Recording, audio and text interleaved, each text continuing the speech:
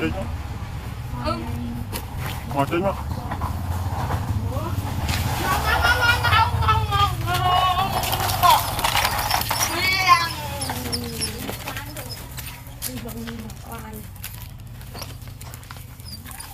Mới chụp con lươn nó quả.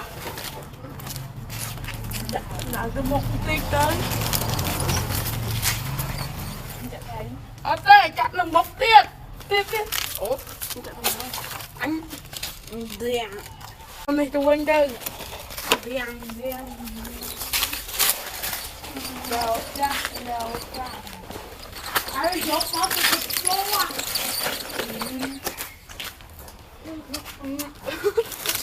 Nhớ bọc như con cao. Quái của ức thôi đâu. Báo tới. Bọc cái nhảy small. Một cú xoay nữa.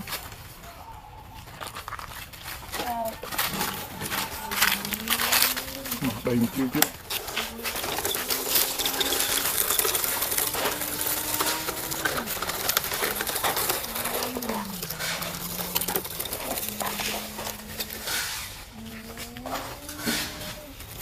Ơi, tụi anh mua con. Đó. Đây. Này.